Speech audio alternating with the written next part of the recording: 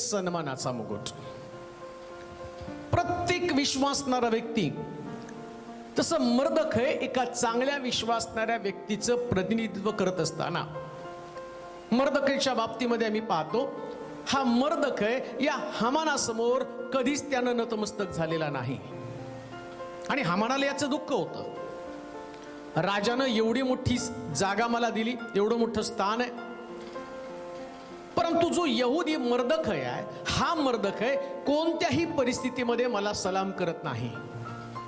आणि मग आम्ही पाहतो की या हामानानं एक कारस्थान रचलं, आणि ते कारस्थान यासाठी की यहुदी हामान जो आहे तो त्याला सलाम करत नाही. देवाचे लोक परमेश्वरापेक्षा दुसऱ्या कोणत्याच व्यक्तीला महत्व देत नाही. त्या जगातले लोक त्यांच्याविषयी ईर्ष्या त्यांच्यामध्ये निर्माण होती आणि ते लोक त्यांच्यावरती कारस्थान करतात. या जगाशी तुम्ही तडजोड केली, जगाशी तुम्ही ऍडजस्ट झाला, मग तुम्हाला कोणी त्रास देणार नाही प्रियानो. पण तुमचं जीवन जगापेक्षा वेगळं जगावं लागतं.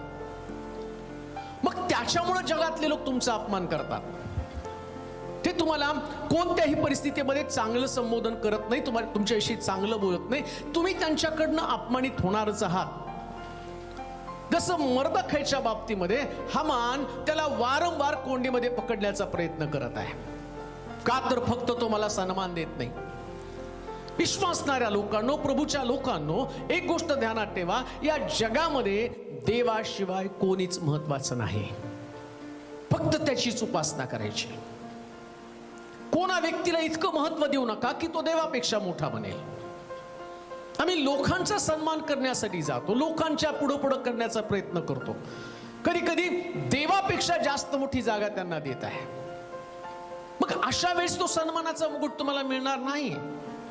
मर्दखयच्या बाबतीमध्ये त्याने परमेश्वराच्या वचनामध्ये दिल्याप्रमाणे तो, आणि कोणाला नमन करू नकोस, नमन करणं देवाच्या वचनाच्या विरोधामध्ये. तो कट्टर यहुदी आहे. नाही तो कोणाच्या पाया पडू शकत नाही, कोणाच्या तो पुढे झुकू शकत. कारण सन्मानास पात्र एकच आहे, आणि तो स्वर्गामध्ये आमचा देव आहे. त्याचा सन्मान कर.